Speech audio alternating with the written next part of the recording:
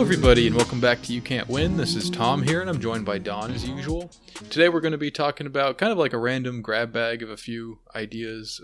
Easter's just around the corner. It's Saturday as we're recording this, so Easter is tomorrow for us. Ramadan is also coming up in about a week from now. And there's just been a few things in the news and stuff that we thought we would chat about if it comes up. So we'll get into questions later after that. Mm-hmm. So what are your Easter plans, Don? Not much. Just going to have dinner with my parents, and then I'm pretty sure we're going to do Zoom again. So we set it up so that like half the table is on one side, and then you have the Zoom, like the laptop open, and then my sister's family sits on the other side. And I don't know, just pleasant eating together. Cool. Yeah, because we're on another lockdown now, so in Ontario it's another month-long lockdown. I think the caseload is up to, I think today was like 3,000 new cases, which is a very, very high number. So it's a lot of it's like these variants, I guess. And so I don't know, it's kind of a joke in some ways, yeah. And our vaccine uptake is very low because of supplies and whatnot. So I don't know, it's kind of annoying and irritating, but that's life, I guess. So yeah. Yeah, I think our case numbers are up as well, but the vaccine distribution and everything seems to be very good. Mm-hmm. I don't know. I honestly don't pay super close attention to this, so Sure. I imagine a lot of the listeners probably know better than I do. But Yeah. it just seems weird. Like the cases are up; they're not like spiking, but they're not going down. And then the vaccine is being rolled out pretty well. So Yeah. I think what's maybe happening is a lot of people are feeling overly confident about things, and it's kind of like causing numbers to go up. But I don't know that there should be a lag on that, right? So hard to say. I feel like a lot of it now here is people being put into situations where they sort of have to be there, kind of thing. Like people used to talk a lot about workers getting it, and that used to be or like students transmitting it to each other. But really, most of the deaths were old people, like very old people. Retirement homes especially. Yeah, especially. So, and like institutional facilities. Now it seems a lot of them are like Amazon warehouses or, schools plants. and stuff like that. Like any sort of congregation of people that are a bit younger. And so it's interesting, and this is after, I think something like 15% of people have gotten at least one shot in Ontario, which means that most super old people should have gotten it already, really. Like that is pretty, only so much of the population pyramid is, super old people. So, I don't know. So I think that like, it's interesting that you see these huge cases, and because the caseload is so high, there's that spillover of it, a lot of them still are severe cases because of that and because of the variants, I guess. But like, I wasn't worried for a few months because most of the cases seemed to be younger people, and then the vaccines were coming. But that has not panned out because the caseload is so high, plus the fact that it's affecting younger people more. And plus that like the capacity was already strained for ICUs and stuff like that. So I don't know, not good. But like, I don't know. I feel like in the next few months though, something's going to change in the way that we're approaching this or whatever. Like where, like the uptake for vaccines will be so high that maybe it will change how people, I don't know.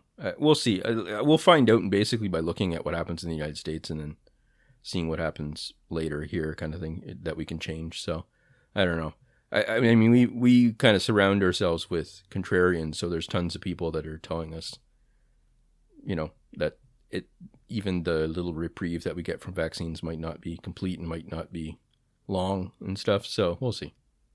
Yeah, I'm very suspicious of it. Like, I don't really trust numbers that are coming out. I think there's a lot of financial interest in promoting the idea of like, yeah, they're great, everyone should get them, let's get everyone these shots. And the I don't know, there's just a lot of reason for that to be fudged, and a lot of ability of people to do that.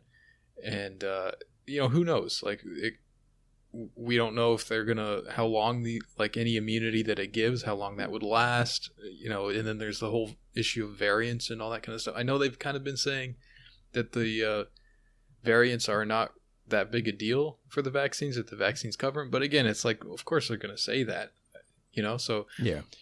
I'm not saying that I know that each and everything they're saying is a lie. It's just, I don't know what is and isn't and how much of it is a lie. It's just like, it's just something you can't really trust, it's just what they say. And it's like, okay, well, that's what they said, but we'll see. Yeah. Well, and also for me, it looks like large parts of the world population are not going to be vaccinated in the next few years, right? Mm-hmm. Like just many, many countries are going to have people giving some form of corona to each other for a long time. That's what it looks like, right? Like even if somewhere like Ontario or, North America, we get very high herd immunity or something like that from most of the current variants. It's like, to me, I don't know the science, but to me, I'm thinking like, well, I believe it's the curse of ham that is affected. But like, if people in Brazil are giving it to each other, or maybe like India or something, or I'm not sure where, maybe somewhere in Africa or something, where I feel like there might be a long lag before there's more herd immunity or something. I feel like people are just going to be giving it to each other, and it seems like a very obvious long-term problem that they would be giving it to each other, and it's going to mutate, and eventually one of those is going to be, you know what I mean? Like, I don't feel like we have the infrastructure in place to stop another outbreak caused by a variant. That's the only thing.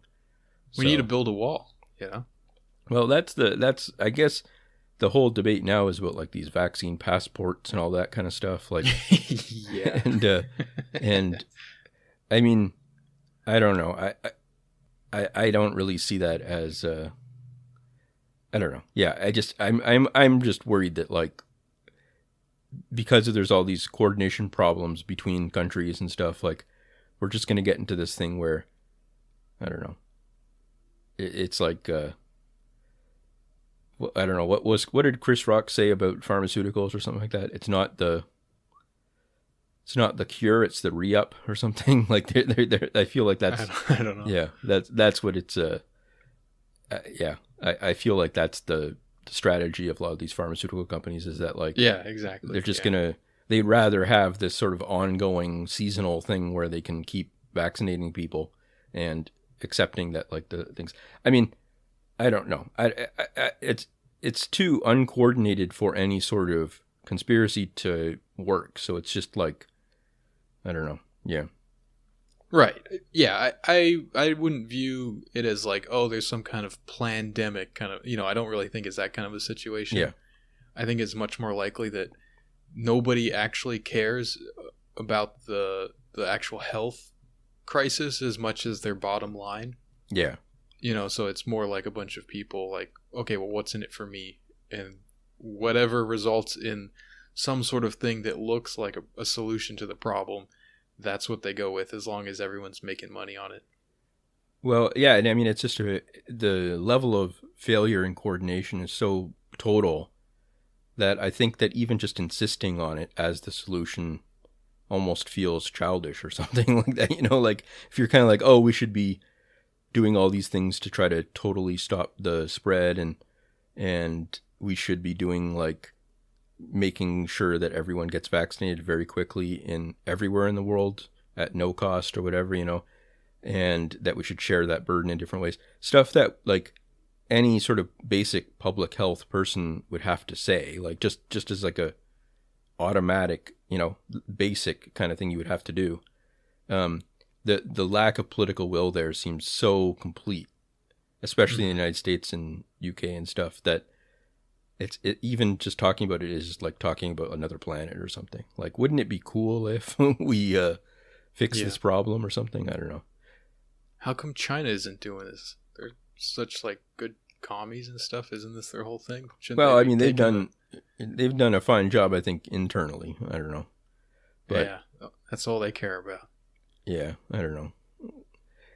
Yeah, I mean, very little blame can be going on them right now. I don't know, but like, They started this whole thing. I think we can blame them a little bit. no, but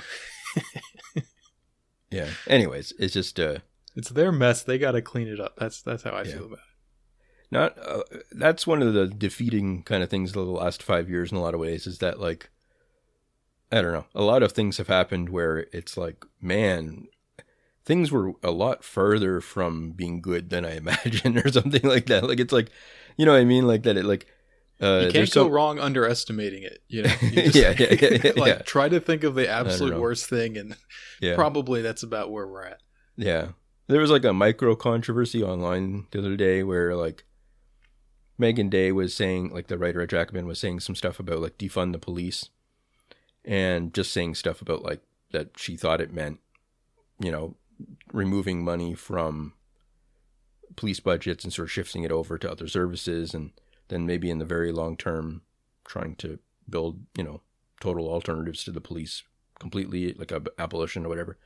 And a lot of people got very angry because they were like, well, no, we mean total abolition of the police. Like now it's like we defund the police means defund the police. It doesn't mean like slowly reduce funding over time or something. So, and to me, it was funny because it's like this whole debate is just so on another planet. It's just like, I don't know. It's just, you know, we're talking about a society that you can't get a consensus about whether or not you should wear a mask if you're coughing or something like that. Like, it's like, I don't know. I feel like if you, like, where's the political will for that? I guess there is this kind of like, well, if things are so far right now that maybe they'll flip into being extreme left or something, like that's the only solution or something. But to me, I just think like, I don't think that's how things work. No, I don't. I'm not sure, but like the main thing, like if things are super far left, they don't just randomly switch to the far right. Like I don't know why it would go the other way. I think anyway. Like even then, just holding that aside, is that like, it's like, pick what you're going to get angry about at this point. I don't know. Like, it's like, you know, like don't overinvest in getting angry about, I don't know, like police reform debates or whatever, the language of it, when like we're at a point now where there's not even a consensus that like, I don't know, the cost of burden sharing for vaccines should be egalitarian or something like that. That's not even, I don't know. Definitely. Yeah. And stuff like, one thing that I'm worried about too is that, you know, a lot of rich countries have just blown through debt in the last year or two because of just the extreme costs of trying to sort of freeze the economy and help people out and stuff. People are not doing well. Like, there's a lot of people that are not doing well, but like, still the scale of like the bailouts and stuff is just being enormous, and like, not like totally unlike anything else in history, basically. And at the same time, you know, like, what have poorer countries been able to do? Like, they've got a lot of fiscal problems and stuff, and they're taking on a lot of debt and stuff. And I don't know. I feel like there's going to be like a reorganization over the next 5-10 years to try to address all of these things. And well, it makes sense too, but that's the thing, is that like, I feel like a lot of poorer countries are going to be totally punished by it. And that is like a very, very basic thing that shouldn't happen, kind of thing, in like in like a global economy. You wouldn't want that to happen. It's like a very basic thing, is that like, you know, we have this common problem that imposed a lot of costs. We need to, you know, I don't know. There was this thing once, I think Paul Krugman was talking about it. He used like the Greece situation. He was talking about like the situation in Greece where, like, you know, they took on a lot of debt and then got sort of punished by the European Union and stuff. So he's talking about the savings and loan crisis and stuff in the United States, where, you know, in parts of the United States, especially Texas, just banks went like massively bankrupt, kind of thing, right? Like these small banks, like a lot of them just totally failed, and it sort of got bailed out in different ways and imposed a lot of costs. But because the United States is like a common market and acts in a common way, it didn't like destroy the entire economy for years, kind of thing, right? Like it didn't. of like Texas or something, right? Like it didn't like, or a few other country like states, like because it just shares those costs. That's just like a very obvious basic thing that like a country has to do. And like, I don't know, if we're that far away, it's like, I don't know, it feels like a defeating kind of thing to see that, like not being like, you know, learning these lessons over and over again and not doing anything about it. I don't know. So, yeah. So, I mean, that's the kind of thing is like, when that's the situation, it's like, okay, I understand that I would prefer a radical answer to that, but like, let's not overheat the discussions between people who otherwise are, you know, sort of on the same general side kind of thing. I don't know. I mean, the thing is, people don't argue because they're trying to like develop a solution that what are they gonna do? Bring a petition to the White House or something? Like, that's not really what those arguments are about. Sure. Yeah. Anyways, that was kind of a sidetrack, but just, yeah, I don't know.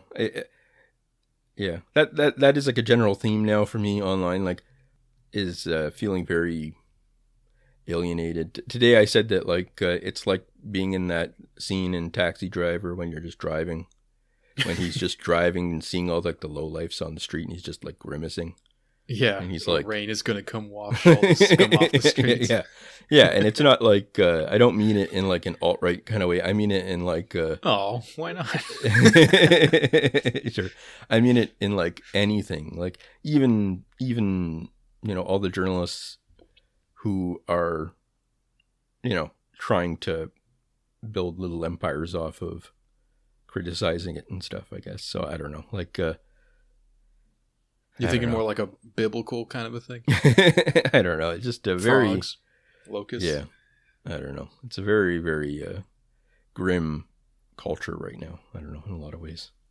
So, just very strange. I feel very alienated from it. For a while, it was kind of like saying like 20s brain, where like I just thought a lot of these debates were people in their 20s, like getting super excited about something and, you know, exaggerating its importance, but it's not really that. I was wrong about that. Maybe I think that it's just something to do with the way that, I don't know, the little buttons make us angry at each other or something. I don't know. So yeah, our buddy Sean Moorhead posted something about, like, do you guys think that something is like this whole year of quarantine and COVID stuff and all that has like unzipped something in our brains collectively that can't be zipped back up? And I don't know, do you think it has anything to do with that? I think that is, yeah, I don't know. I feel like that is creating more of like an audience maybe for frustration. And I think that makes sense.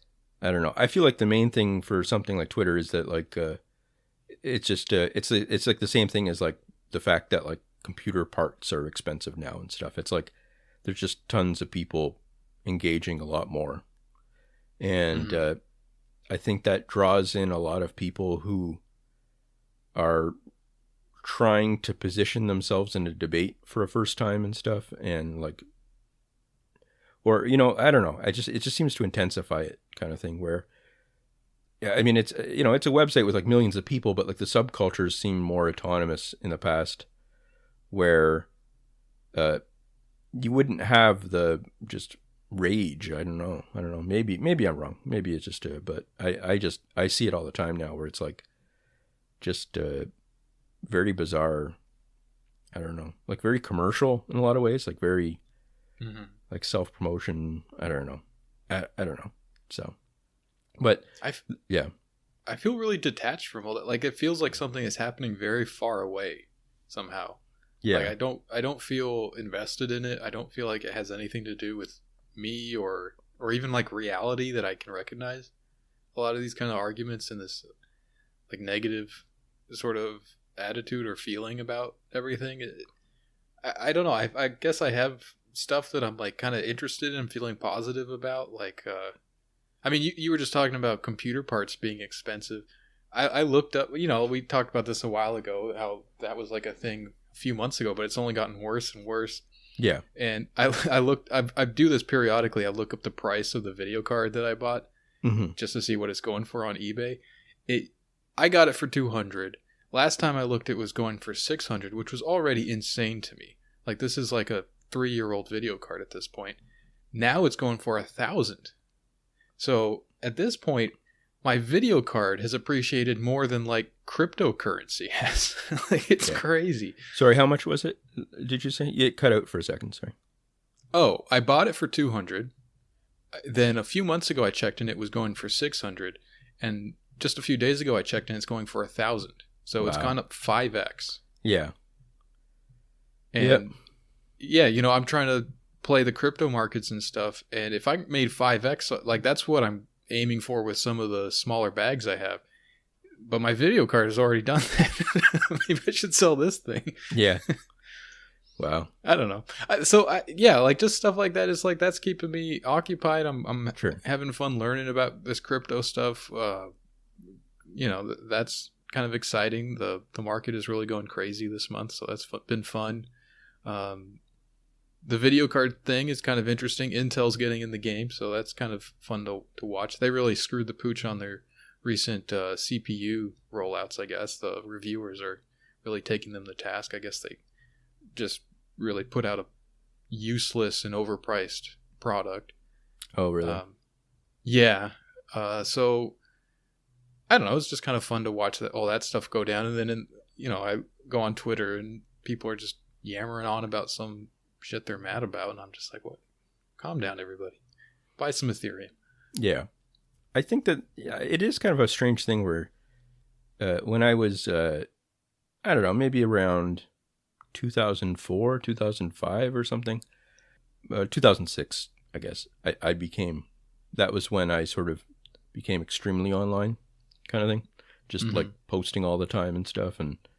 And so for years after that, I just had a natural orientation to chatting with people that I knew online.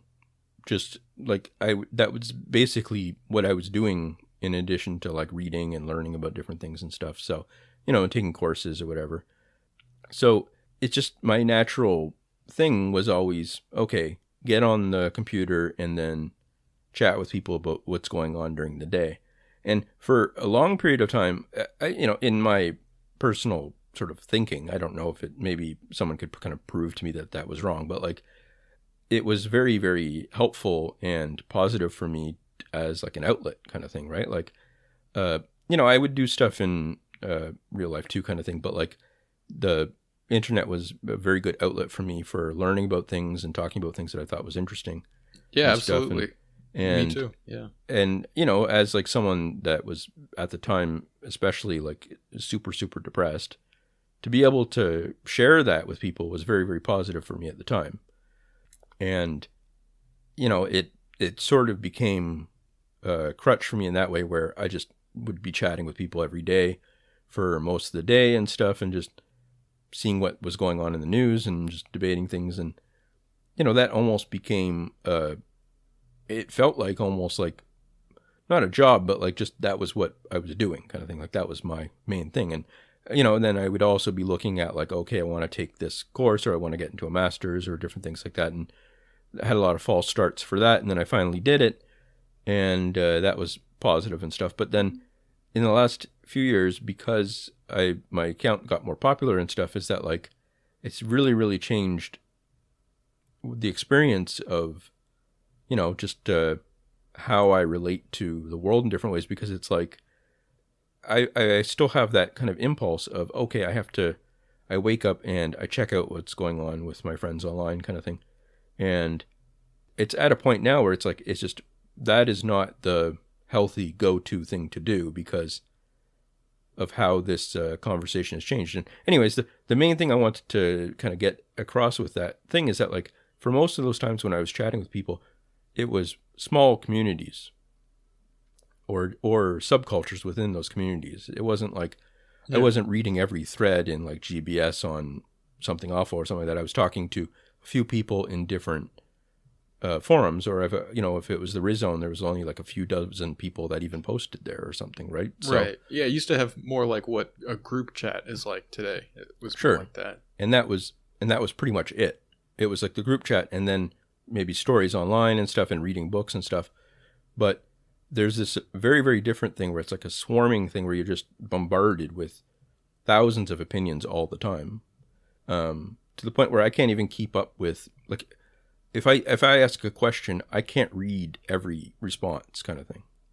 Yeah. Like, there's just too many responses. So that is a very bizarre way to approach reading things or whatever on the internet, where you're just like, it's like a triage system or something. You're just trying to see what it is.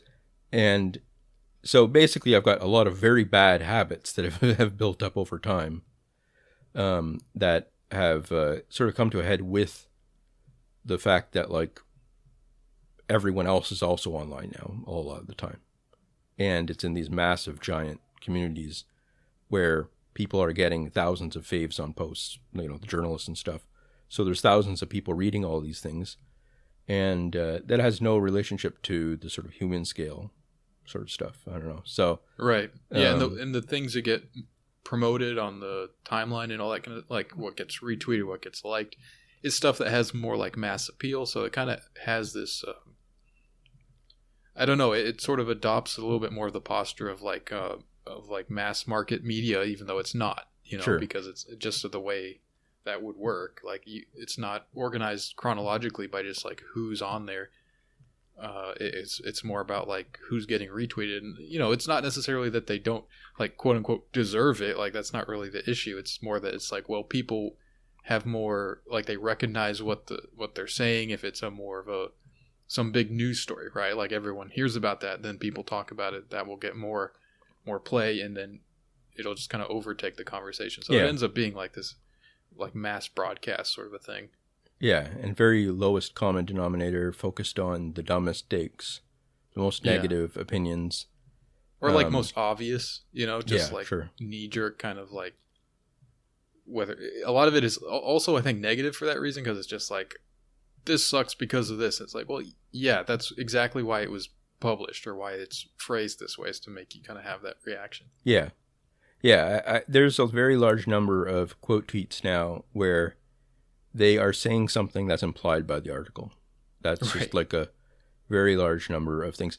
Like the headline will say something pretty much what is suggested, and people will say, you know, either did we really need a study to do this? That's like the archetype of that. But there's also just a lot in that kind of vein of, I don't know, people just making the obvious point about it and stuff. And Yeah, this is normal to me, actually, when it's some Yeah. weird thing that happens. Sure. Like, yeah, that's the idea. yeah, and I don't know. It's just it's a strange thing, because I don't know, you know, that was sort of, in a way, like my main hobby kind of thing of an interaction and stuff with people. And other than, you know, I mean, I don't know if you would maybe put it as a hobby, because I was considering maybe going into a PhD program or something, but like about learning about certain political stuff and that too. That was the other side of it, kind of thing. And then that kind of in the last year or two has petered out in a way where I still want to learn about the kind of things, but I'm not going to apply to a PhD program or anything like that. So, you know, it's weird, because it's like the online stuff has dissipated in my mind as something that is valuable long term to me, other than just keeping up with how people are doing.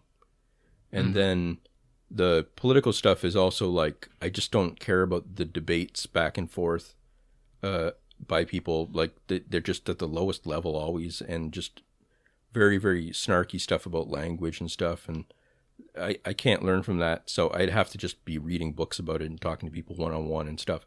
So that's fine. But because that was my sort of survival mechanism, I think, for many years, I just don't have much else. Do you know what I mean? Like, I don't have a lot of stuff going on where I'm like, okay, well, I'll do this instead. So, I mean, trying to like build up certain things about like reading about like different, you know, just different computer stuff or whatever, different things that I could do. But it's like also just a very strange position where, you know, some of my limited sort of income is discourse related in different ways, right? Like, it's like, you know, the podcast is an ongoing sort of thing where we talk about a lot of different things, but it's still sort of in a way related to, you know, like if I deleted my Twitter, that would be bad for the podcast in a lot of ways. Do you know what I mean? Like, that's just, Sure, yeah. And I probably wouldn't get as many writing things over time and all that kind of If stuff. I deleted my Twitter, it'd probably be good for the podcast. Yeah. So So anyways, it's just a very strange kind of thing. It's like by accident, I built up following within a website that I don't feel great about anymore, kind of thing in a lot of ways. So I don't know. I feel like with you too. Like I enjoy looking up things, like learning things. Like I bought like a book about like just I'm trying to get into like more technical kind of stuff that I think would be interesting to learn, like Linux, like shell scripting and all this kind of stuff, like very basic computer programming and stuff like that. Just learning it and just out of interest and I don't know. There's stuff like that, and there's a lot of things I want to read long term. But I don't know. I need to think of, number one, other ways to make money, so that I'm not like, I feel like one way to make money is just to jump 2 feet in and be a person that like argues with all the journalists all day long or something. But that's not healthy, I don't think. So, I got to think of some other way to make money too, in addition to podding and writing every so often. And then number two, I just need to like, figure ways of logging off more where I'm actually doing social things and so anyways, that was kind of a long thing, but got some ideas out there that I've been thinking about for a while. So yeah, of course. Yeah, I've been, I've spent a lot of time this week cooking. I've cooked dinner, I think, pretty much every night this week, and that's been fun. That's been something that Tabs has kind of been doing a lot of, so I'm trying to help her out a little bit more with that kind of stuff, and it's been fun to kind of get back in the kitchen and make some stuff. I feel like I've been making some nice meals. So that's been fun. Like I said, I'm kind of getting into this crypto stuff, and it's fun just to learn something, Sure. It's like something that's happening in the world that doesn't have some kind of automatic like political valence. It's just like technology that's interesting. There's certainly downsides, but it's just like it has implications for the way the world is heading that it doesn't necessarily mean like, I don't know, you don't have to kind of stake out some kind of like position on it. You know what I mean? Sure. You can just kind of see like, how does this work and how will this potentially change things? So that's been kind of fun to look into, and I'm trying to learn about how like the markets work. Like, how do you read stuff, like technical analysis and all that kind of stuff. So it's just a fun little exercise in like learning how to do things and potentially make some money on it, hopefully. So that's been good. And we're still looking for an apartment. We talked about that last week. That one place that I was talking about fell through. Someone got ahead of us in the application process and got the place. So we're still hunting. And we're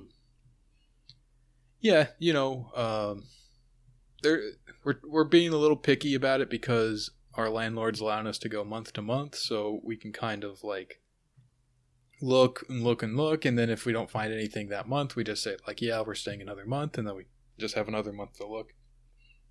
Yeah. So I don't know. So hopefully we get a really nice place. Where I'm really trying to find a place that is within our budget and kind of hits all of the check boxes on what we want. So I mean, I like your place. I like your place now, but it'll be neat to see. I don't know. I wonder if you'll be moved. I assume you'll be moved by the next time I'm able to get out there. So, it'll be nice. Yeah, probably. It'll be sometime this summer. Right now, we're looking at June 1st. Yeah, I mean, the place we have now is a little small, and there's just all kinds of problems in terms of like the upkeep of the building. It's just not been taken care of very well. So all of the kind of issues that you would have with something like that have been popping up over the years. And now the price of the rent is going to go up with new ownership. So it's just time to kind of bail and find a different place. Sure. We may end up paying a little more than we would if we stayed here, but potentially not even. The prices on the housing market is it's just all over the place. Like, we find one place that's like really expensive for some reason we can't tell, like it's really not that great, and then another place in the same neighborhood, same 2-bedroom, all that kind of stuff, and it's nicer and it's cheaper, and it's just like it doesn't really seem to make any sense.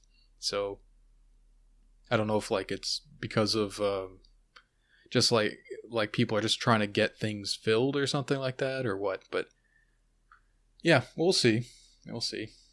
I have high hopes for it. I'm kind of like looking forward to the idea of like having a nicer place, you know. Kind of Mhm. talked myself into that. Like at first I was a little bit concerned about like, I don't want to pay more in rent. I'd rather just stay here and save the money, even though that's not really an option, but that's kind of what I was not wanting to give up. And now I've kind of just accepted that, like, yeah, it'll be nice to have like a nice, like sunny apartment, lots of daylight and bigger space and bigger kitchen and all that kind of stuff. So Mhm. yeah, looking forward to that. And like I said earlier, Ramadan's around the corner, so that'll be good. It's been a little bit of a struggle for both Tabs and I keeping up with our practice, you know. So Ramadan's always like a good kick in the butt to kind of get back on things a little bit harder. So Yeah. it'll be a good like reset button in a lot of ways. I think that I wouldn't say I've gotten fat, but I've gotten a little bit of a belly, quarantine belly. And maybe this will help out. Ramadan usually doesn't work out that way.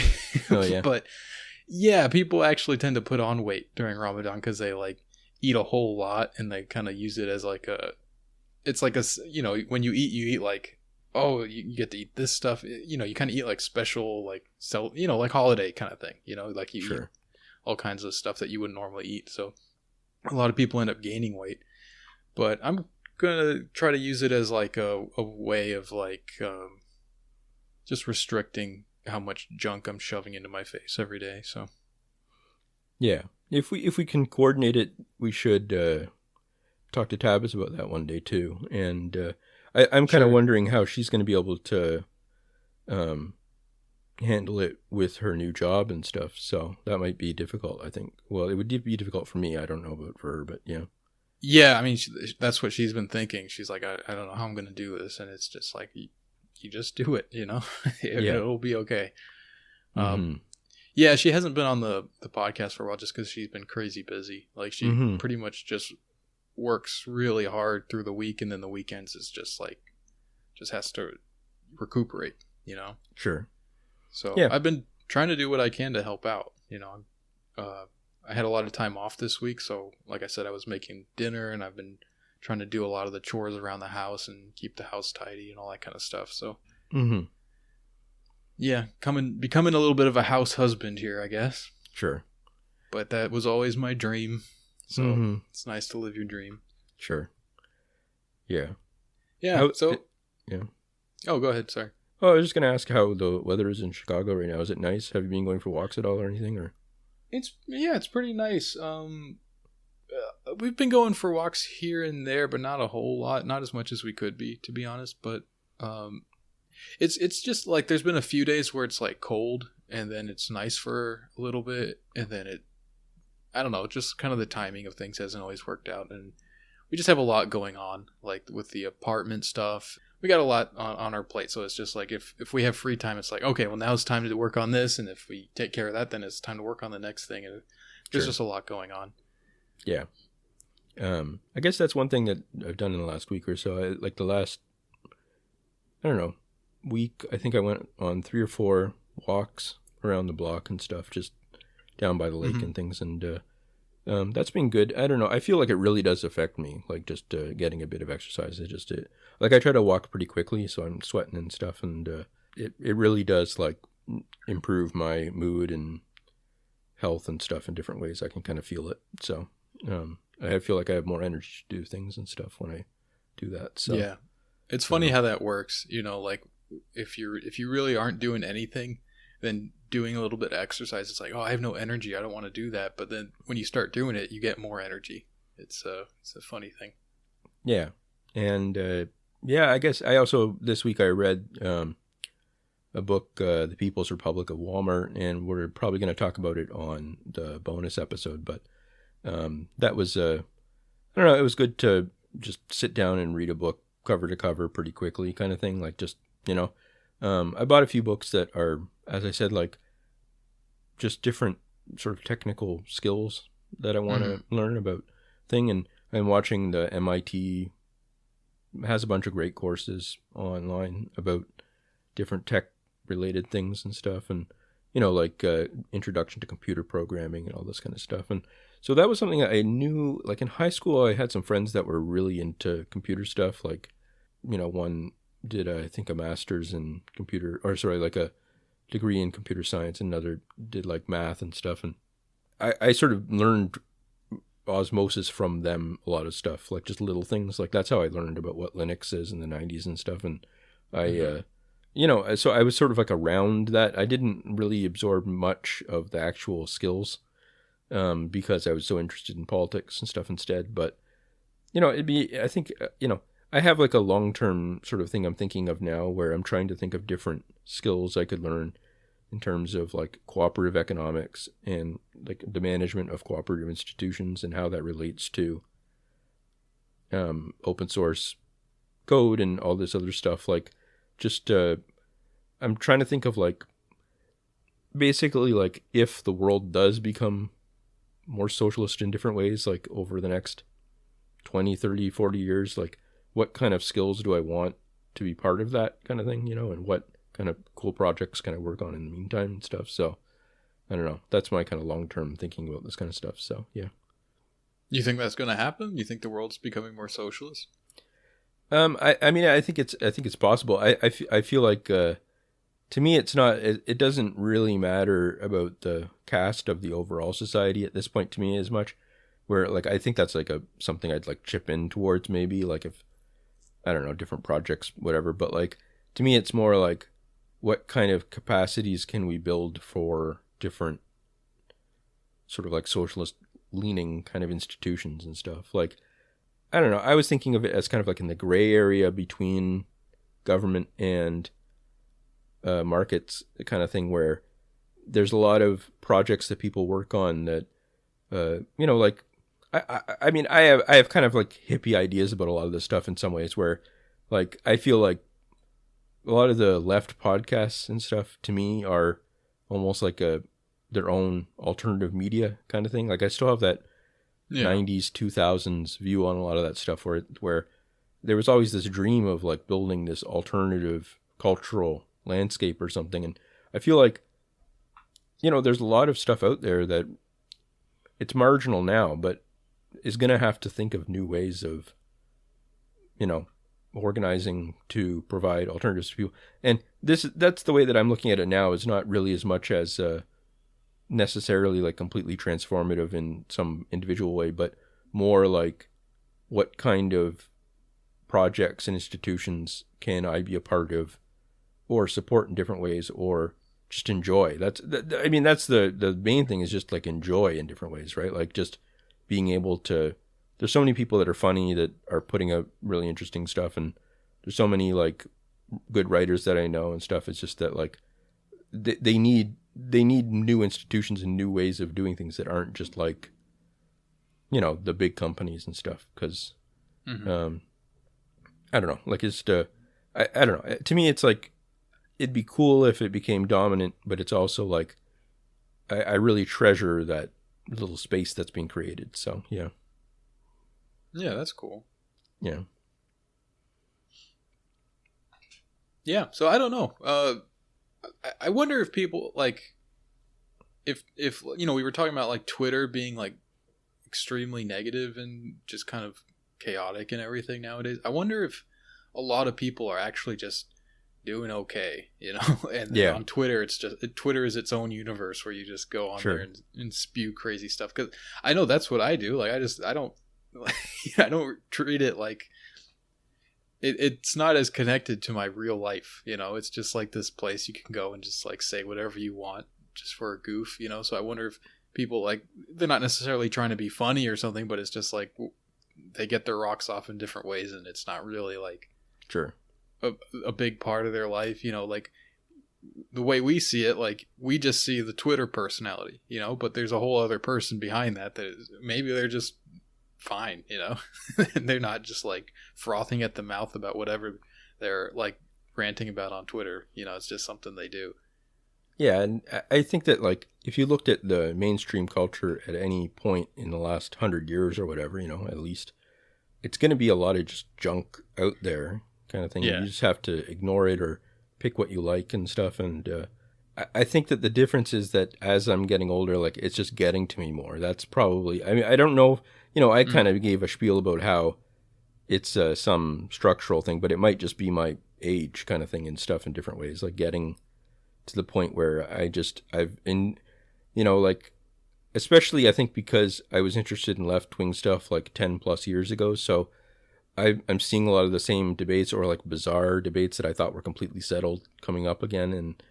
And I just don't have patience for it. And I think probably part of it too is, as I was saying, that it's just that like, it's so much of my experience, the way that I've kind of fell into this trap online in different ways, that like, again, it's just like, I'm not busy. I've got too much time on my hands kind of thing in some ways. That's the problem there. So, yeah.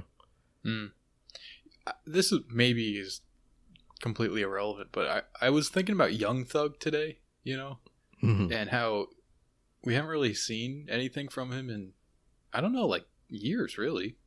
But he was like a big thing for a while, right? Mm-hmm. And I was just thinking about like when I first heard about him, it was before he became super big, but it was kind of like when he was coming up.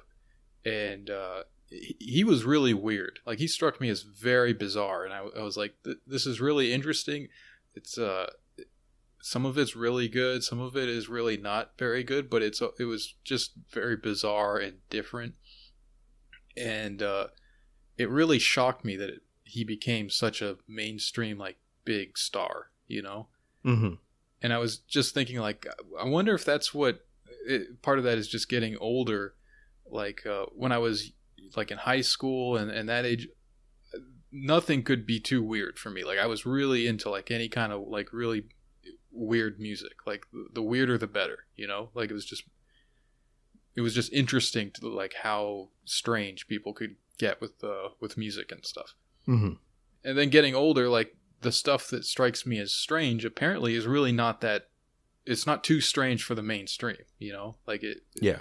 He definitely like adapted a little bit to become more popular and stuff, but he's still weird, Mm-hmm. So yeah, I don't know. I was just kind of thinking about that too. Like, maybe that's what happens when you get older. Like, the stuff that strikes you as weird ends up being just sort of like what is acceptable, or like has mass appeal, and yeah, I don't know. It's like, it's weird enough for the kids to find exciting, and it's good enough that it is interesting enough to like older people too. Mm-hmm. So yeah, I don't know. Maybe that's just like a general kind of thing that works like that. I don't know. Yeah. Yeah, I'm not sure. I don't know. I do have that sort of, feel like fix it yourself problem kind of thing, where it's like, I'm not saying that like there's some way that you can kind of intervene and fix the culture or something like that. I feel more like, I don't know. I feel like almost like there's all these like leakages, I think of them as, or something like that, where there's just so many parts of our life that are dominated by weird big companies and stuff, or like different incentives that probably don't fit our thing. And it reached in the last year like it felt like repulsive to me, over time. Mm-hmm. And that's why I started getting back into like trying to think of ways of decoupling, in different ways from some of that kind of junk, like just not subscribing to the 10 streaming services or whatever, not just trying to figure out some, I don't know, scratch out some alternative or something like that. So, I mean, I was thinking that I am lucky in some ways where most of the stuff that I consume is by people that I know. Like, that's probably a cool thing. Like, I listen to a lot of podcasts by people that I know. And that's kind of, I don't know, that's a neat development. I think that's a positive thing. Or like, I'm trying to listen to music more where it's like, people that I respect a lot or something like that, instead of just random kind of junk or something. And Mm-hmm. I don't know, I feel like it's like a big process that I'm going through or something like that, where I'm trying to realign a lot of the stuff in my mind kind of thing. So just to get it healthier, I think that there's like it's also just to do with food too, I think, in a way where it's like just I found it very, very safe to just eat junk and like trash all the time. And even now when I'm cooking, I find it very hard to cook anything other than just, making pizza or something like that kind of thing. Like, you know what I mean? Like just heating things up, whatever. But like, I think that that's part of it, is that like you kind of lean on things as easy things, and that is heavily, heavily supported in the culture in different ways, like through marketing and stuff. Yeah. And I mean, stuff like I would drink Coke Zero, just drink like cases of it a day, kind of thing. Like just tons, and as a way of sort of managing my anxiety. And it turned out that I don't need to do that, kind of thing, right? Like it just turned out that it's been over 3 months now where I only have pop if I'm like, say, at the movie theater or something like that. Like I don't have it at home at all. And that is like something that like 5 years ago I would have thought was crazy. I would have thought there's no possible way I could do that, because I just drank it, even in the morning or something like that kind of thing, like just, all the time kind of thing. So I don't know. I feel like there's probably a lot of things in my life like that, where if I just make small changes over the next few years, that my life will be a lot better in a lot of ways. So, yeah. Yeah, that seems great. Mm-hmm. I've been drinking a lot of, so, we have the Aldi right by us that we get a lot of our groceries from. So they have the kind of like the flavored sparkling water. And then they also have these really cheap, like lemonade drinks and mango drinks and stuff like that. So I've been taking the lemonade, which doesn't have any sugar. So I feel okay about drinking this as much as I do. But like I mix the lemon flavored water with the lemonade, kind of like a 80-20 split. Mm-hmm. And it's like a sparkling lemonade. It's really nice. Yeah. Just a little bit of sweetness from the lemonade drink, and then mostly it's just the water. Mm-hmm. And I really love like sparkling drinks, so that's been my drink of choice lately. And I'm cutting out coffee, in preparation for Ramadan. So I've been cutting way down this past week, and it's been fine. And next week I'm gonna just quit, and then the week after that is Ramadan. So hopefully I'll be set for that. So yeah. Well, not looking forward to that, but I really like coffee. Like I just like the flavor of it, I think. Mm-hmm. Yeah, I've started drinking a lot of that. Like they're like little packages that you pour into it that are like little lime crystals. Oh, and, into water. And it's actually, this is one thing that is just a weird thing.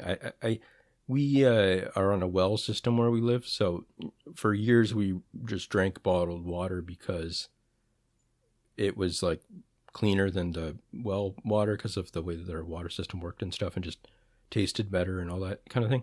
So we never really got out of that. Like our water system is better now, but we still just drink a lot of bottled water. So that just, I don't know. It's just like a minor thing, but it just creates so much waste kind of thing. You're just throwing out like tons of these bottles and stuff. And I drink tons of water during the day. So I don't know. I mean, trying to think of like, I tried, I don't know. It's just, that's the little kind of thing like that like bad habits like that I just want to work on over time and stuff. But drinking the bottled water with the real lime stuff, and that is, has been a good way to get off the caffeine, I found, because it's like doesn't feel like you're just drinking bland water all day. Yeah that's good. Yeah, I'm glad to hear all these this all sounds very positive, Don. Yeah, I mean, I kind of went on a jag about how negative I feel about certain things, but I think it's important to find ways of then going, okay, then what is the negative thing leading towards that's positive or something, right? Like what can I find the good in it and then work on that in different ways and stuff. So yeah, I don't know. Sure. Yeah. And I mean, it does bear fruit eventually, I think, in some ways. Like if I hadn't have spent all those years reading about different things and having different experiences on the left and all this different things, we probably wouldn't have much to talk about. You know what I mean? So I mean, on my side at least, you know what I mean? Like, so it, even just having these little projects and stuff does end up bearing fruit down the line. It's not like, which is important to keep in mind for me, because sometimes I feel like I'm just constantly, it's like I'm preparing for a job I'll never have or something. You know what I mean? Like, it's just like I'm kind of like building up all these skills that don't go anywhere. The guy on Arrested Development, whatever, who just goes to school all day. I don't know, whatever. Yeah. The like the Buster, mama's boy. Buster. Yeah, Buster. Yeah. So, but I don't know. So, but yeah. So I don't know. I feel positive about that. So yeah. Yeah, it's great. Mm-hmm. Speaking of Arrested Development, we started watching Ozark, which has the Jason Bateman, like the main guy in it. It's been pretty good. It has a real like Breaking Bad kind of vibe, and I enjoy Breaking Bad well enough, I guess. Mm-hmm. This has like less humor, I guess, but it's still very similar kind of story, and like the plotting is pretty good. The writing is a little bit cringy, like especially the dialogue at times, but it seems to be getting better. We just started the second season, so I wonder if they just had like some try hard moments or something in the early episodes or something. But yeah, it's pretty cool, and that area seems really beautiful. So I just any place, like any TV show or any movie that has like a nice setting, like where they just have lots of shots of like a beautiful landscape or something, I always enjoy that. So like this is pretty good for that. Yeah, is there like a lot of violence in it, or is it just? There's, I would again compare it to Breaking Bad. Like it's not constant, but there are like intense moments of violence. Yeah. Mm-hmm. I avoided it for a long time because the thumbnails and stuff that popped up on Netflix made it seem like it's just like constant torture sequences and stuff. Yeah. And I mean, that happens, but it's not like every episode for 20 minutes or something like that. It's just, sure. Yeah. I was watching for a while the Expanse on Amazon. Oh yeah, it's like a sci-fi thing. Yeah, it's funny because I don't know, I guess it's based on books or something, I'm not sure, but like it really felt like, I don't know, like it's sort of cheesy and really like I don't know how to, like, it's just broad, like it feels like all the elements of a normal sci-fi TV show you might expect, kind of thing. Like sort of in the vein of like Battlestar Galactica. I'm not sure if you ever watched that or whatever. Yeah, I actually like that show quite a bit. Yeah, so it's like that kind of, although maybe not as like Battlestar Galactica has that sort of funny, fake, pretentious thing on it, where it's like it trying to like create mystery about silence and stuff. I feel like in the first season or so of this show, there's less of that maybe, but there's like it's still very, very like, just hammy acting and world building kind of stuff, just silly future humanity things, and it's about like logistics, most of it, like the show is actually around, I don't know, like it focuses a lot on this like economic system in the future where the outer colonies and stuff are really exploited and stuff. So instead of like everything being, like in some shows, like everything is either like this bland tech future where everything is, just provided for, like Star Trek and stuff. Replicators just make everything out of magic. Yeah. And then Star Wars has more of like the trade stuff and that, and like, backwaters and all that kind of stuff, but still not really. Anyways, this one feels more like it's actual like economics at play maybe, or something to some extent, but still so cheesy that I don't know. People really say that they love it. Like that's like a lot of people online really seem to really enjoy it. But I don't know. I always feel like I still feel like it's like, yeah, but it's not really though, right? I always have that, like, like it's like like it's like, to me it's like this is like watching like WandaVision or something like that, or like one of these Disney TV shows. It's like it feels like a way of killing time or something, and it's like it feels like maybe like a C+ show or something kind of thing. Like it's like good enough that I'll watch it for a bit maybe, but like it's not actually good. And but then I realized that most of the media I consume is criticisms of other media. Like that's just what it is. Like I'll watch like that Red Letter Media stuff, which is mostly just reviews of movies they didn't like and stuff. And I watched like old Mystery Science Theater 3000 episodes, and I realized that like I've already listened to 3 or 4 hours of criticisms of the Justice League movie that came out, the Snyder Cut thing, and I haven't seen it, and I don't plan on it, kind of thing. So yeah, that's funny. Know. Same with like Wonder Woman, the new one that came out, it looked really bad, so I listened to a bunch of the criticisms of it, but I have no interest in ever seeing it and stuff. So I don't know. That's like in a weird cultural moment. I don't know. So yeah. Yeah, there seems to be like a subgenre of human that is like TV people that are like really into TV shows and stuff, and it's like it's always like kind of like flavor of the month kind of a thing, you know. Yeah. And you know, whatever, enjoy your TV shows, but it does feel a little bit like your friends like improv group or something, you know, that they kind of like force on you, and you're like, yeah, this is fine, I guess. You know, it's like not really very good. I don't know. Yeah, the only show that I've watched recently that I really enjoyed a lot and was like, I liked it for what it was and thought it was like good, you know, it wasn't just like trash to watch or something, was that HBO's Deadwood one.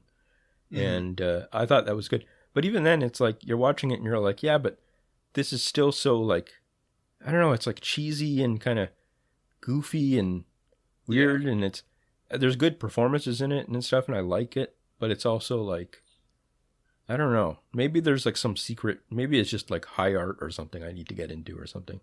Get like, find some like, I don't know, you know, just learn about like good things that are made by experts or something instead of trying to find good things on television or something. I don't know. So, well, be careful. Ed Buck went down that road, and yeah, sure.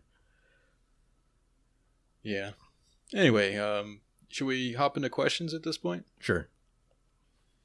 All right. So let's start off with this one. Nobody understands women on the internet as much as Get Fiscal. People should appreciate him more.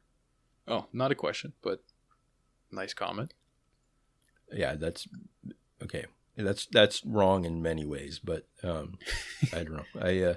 Thank you. So sure. So another thing about you here, Don. Why is Don retweeting less Gal Gadot content and more Gina Carano? Is Gina a better friend to him than Gal? Is there trouble in friend paradise?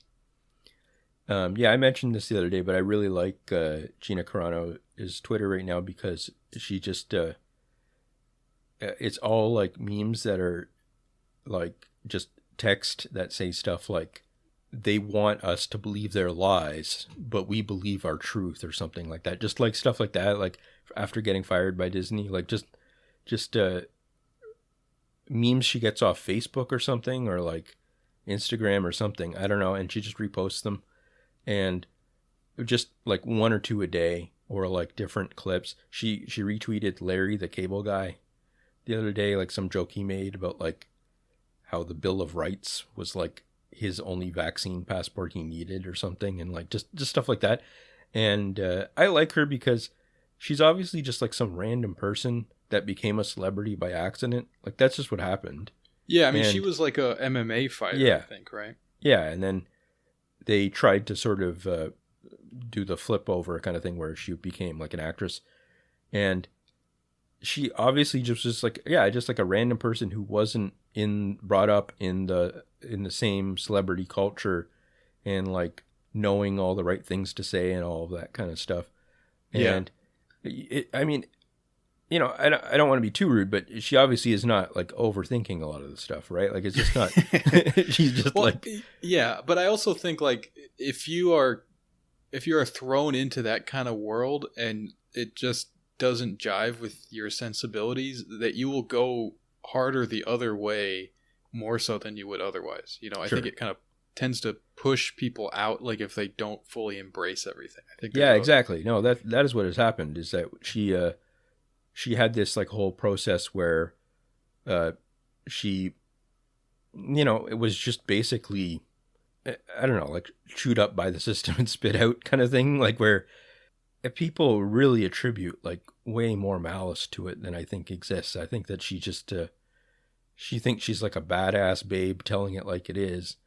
She's basically like a lot of like, people on Facebook that are like saying things like, if you don't love me at my worst, you don't deserve me at my best, or and that kind of stuff. Like, it's just, that's the level of mentality. But she's in a world where everyone is just extremely angry at people like that now.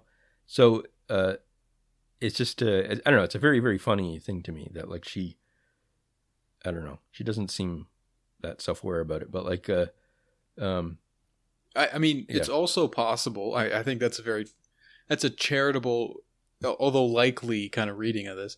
I think it's also possible that there's like a more right-wing oriented PR campaign around that is actually running her account and specifically putting out that kind of, making that impression on people because that's more relatable or whatever. You know what I mean? Like, I think that's entirely possible too. That's true. Yeah. I mean, she has been absorbed into that universe, and I'm sure that is on autopilot in some ways, but I don't know. I just find it funny because it's just like an oddball kind of thing. So, because she doesn't really feel like she fits into that world completely. Like, it seems like she hasn't, to me, from what I can tell, she hasn't like internalized it to some extent. It's just kind of, she just finds it really funny or something. I don't know. So yeah. And I don't know. Well, we'll see. We'll have to wait for the inevitable Joe Rogan podcast with her and see what he gets out of her. Oh, I don't know. I don't know how she could go 4 hours or whatever. I don't know. So. But I don't know. Gal Gadot is funny for that kind of stuff too, where I really don't know how much of it is the accent and just not articulating herself well in English. Like, because she's doing like... I saw this one interview with her once where she was talking about, she has this show that she came out with for National Geographic or something like that, like on the Disney Channel, like, or something like that, like, related to women's stories of like women fighting for change and all that kind of stuff. And she was explaining why she was interested in it. And she was just like, I think it's really important why women have stories, and she got across like zero information in the whole time she was talking, kind of thing. She just, I had no idea what she was talking about. And so she's another one where I can't gauge what, like, she's obviously smart enough that she's like rich and got like famous, super famous a lot through like, connections and hard work and stuff like that. And like she used the money to set up a production company, is making a bunch of movies where she's going to star in them and stuff. So there's like a lot of strategy at play there, but at the same time, she talks and it's like, I don't know. I just don't know what's going on. So anyways, both of those good examples of me not understanding women too. So yeah. Well, again, I would say that's a charitable reading. The other option is that it's just a front, like, for laundering like ecstasy money in Israel or something. Sure. So who knows? Okay, next question. Will the Blue Jays make the playoffs this year? Yeah, I think so. Yeah, they got a good team this year. Main thing people tell me is that pitching's not too good, but like, so maybe that will hurt them, but they got a lot of interesting young hitters and stuff. And, I don't know. I feel better about them this season than last season. And, they're obviously like trying, like they put enough money into it. I think that like there's something going on there that they might be, I don't know. So they played 2 games so far, and they lost their second one to the Yankees, but the first one they won in the Yankees, and they won 3-2 in the 10th. So that's pretty good. Nice. So, yeah, fuck the Yankees. Yeah. Yeah, Dave, Big Dave shared that article about there's new balls that they're using in the MLB, and they're supposed to actually dampen home runs and stuff, but it seems like it's actually the opposite. So maybe pitching is not such a big deal. Maybe they kind of are leaning into that a little bit, like, and just going for like a hitting kind of emphasis. Yeah, well, we'll see. Yeah. Yeah, well, I got nothing good to say about the Mariners, so we'll just move on from there. Just another shitty year for the Mariners. Yeah. All right, so just saw ISIS killed a bunch of people in Mozambique. Could Tom tell his people to take a chill pill or something? Yeah, well, people blame the CIA for all kinds of stuff, but the thing is, you only see their failures. Our successes are hidden and kept secret from you guys. So, every once in a while, some of these things kind of go wrong. But yeah. Just understand, we're protecting your freedoms. Mm-hmm. What do you guys think of all the base nationalism guys like Nick Fuentes defending Matt Gaetz? Is it time to admit that being based is the same as being a pedophile? I mean, I don't know. It just seems like red team, blue team stuff, really. Yeah. I don't know if there's much more to it than that. Yeah. I mean, they're all obviously cynical and don't really care about any of the things that they talk about, except they're just trying to get paid, basically. So, yeah, I don't know. I really don't have much of an opinion about the whole Matt Gaetz thing. He seems like a scumbag. Surprise. Yeah. I this is also another thing. I think like a lot of it was like funny, but I really don't know how. I don't know. You see people like get angry about that kind of stuff, like, and it seems like they're actually angry.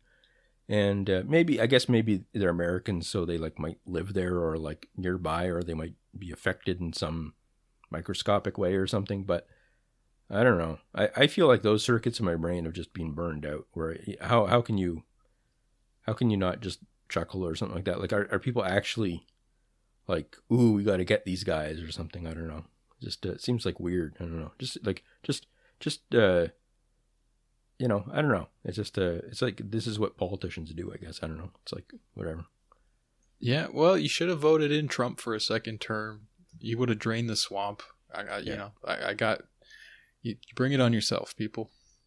Sure. When are you guys going to realize that you only exist inside of my phone and that you disappear when I put it down or shut it off? I guess we just realized that. That's fine with me. I mean, sure.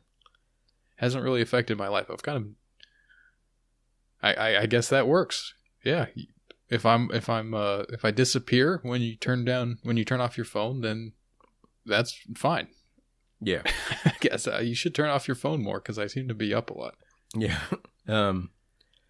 Yeah.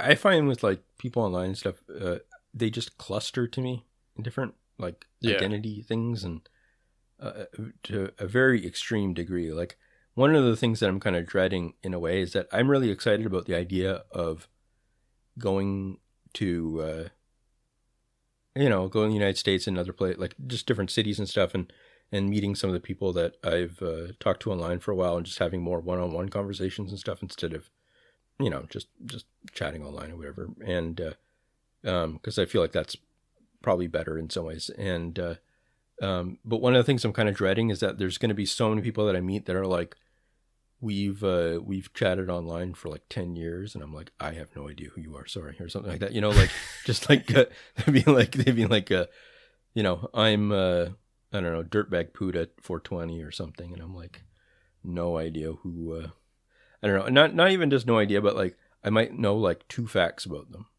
or something. Mm-hmm.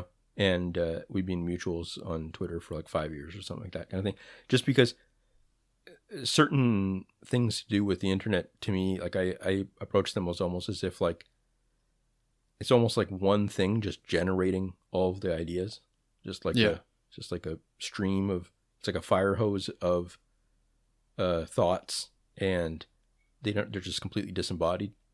So I don't know. Someone asked me the other day. Someone messaged me and was like asking me about like DSA drama or something, like something to do with all the different people running for the national political community in DSA, and I honestly had no idea what was going on. Like I read the webpage, and I couldn't tell what they stood for. Like it had all the points, right? Like it had all the like, we believe this, but I wasn't rooted enough in the debates to know who was angry at who. Like to know like, like it all sounded like just standard DSA gibberish to me, like just standard like, we need to struggle in elections and beyond elections or something like that, all that kind of stuff that everyone says now. It's like and then I wasn't sophisticated enough to know what people were trying, like what position they were trying to like angle against or something, like, so I just, and I have no idea what any of the personalities or anything involved and stuff like that. And I don't know.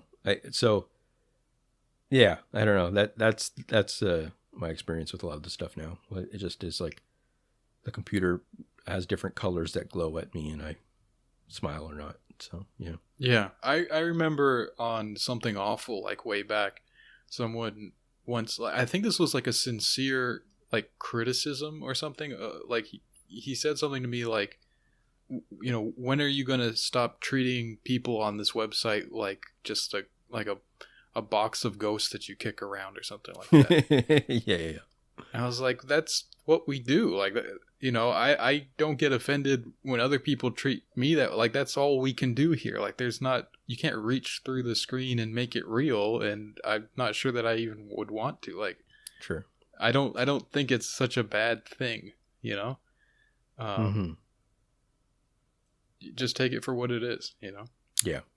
I mean, you could definitely make friends online, but it like us, right? Like that's a Sure. good example. Like we've known each other for a long time and we don't really treat each other that way, but that just takes the same kind of thing as like any other person, like if you just kind of meet them in some kind of random place, you're not gonna, I don't know, like you kind of like at a bar or a party, like, or something like that, like that there's this etiquette, or there's like norms around how you treat people there, and it's different from how you treat people elsewhere, like work colleagues or something, like there's a certain way of like a certain distance that's sort of like just established as part of it. It's the same thing with the internet. So it's just it is what it is.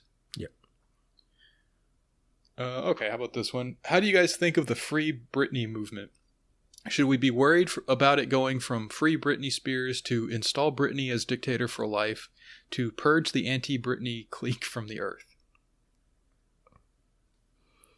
I don't know. I don't really know much about this. I only experience Britney Spears through like posts that women make about her fashions and stuff from the past, and which are I don't know, they're fine, but I had this thing, like, I don't know. I never was like really into thinking she was super hot or anything like that, like a lot of people. So I never like tracked her career or knew anything really about whatever. So I don't know. Yeah. I appreciate like the sort of retro, people keeping up with things and following the things, like, another big one people do is like X-Files and stuff like that, like where you just constantly see memes and stuff around that and about Gillian Anderson and all that kind of stuff. And I don't know. I like that kind of stuff about online, but no real opinions about it. So yeah, I also don't really know much about her or the whole Free Britney thing, although from what my impression of it is that like her dad or something has some kind of weird legal powers over her, and kind of like it seems like a bad situation that she should be freed from, Yeah. Like that seems like in general like a positive thing. I don't know, people get super crazy about all that kind of stuff. I wouldn't really be actually concerned about anything coming of it that's like dangerous or something. I do think it's interesting, the kind of the retrospective sort of look at her career and the culture around her at the time, and a lot of like podcasts and shows that I've been watching that are, they're not exactly like pro-feminist type of stuff or anything like that, but when they talk about this Britney Spears thing, they talk about like old interviews and how like gross and messed up it was the way that they would talk to her. She was like 17 or something, and like asking her about like, aren't you dressing a little slutty, and are you a virgin, and all this kind of stuff that's like just insane to be asking like a teenager, but it was like okay because it was Britney Spears. Sure. Yeah. So I don't know, that seems like a positive thing, that like people who even aren't like kind of buying into the whole like woke kind of vanguard cultural movement or whatever are also looking at this as like, it was kind of crazy the way people were talking about her and to her, and the way we kind of like thought about young girls and stuff. So Sure. I think in general that's a very positive thing. Mm-hmm. So yeah, we're pro Free Britney, I guess, in a Yeah. like very ignorant kind of Yeah, sure. way. We're like, yeah, sure. Yeah. We wish Yeah, her well. so- Yeah. Right, we wish her well, yeah. All right. Okay, so let's wrap it up there. If you guys want to catch another episode of You Can't Win every week, you can do that by subscribing to our Patreon for $5, and you'll get that second episode, as well as access to our Discord, where you can chat with us in our community. And if you want to send us in some questions, you can do that by going to our Twitter account at You Can't Win Pod, and there will be a Curious Cat link posted to the Twitter account. Use that to send in questions anonymously. Thanks for listening, and we'll catch you next week. See you guys. Bye.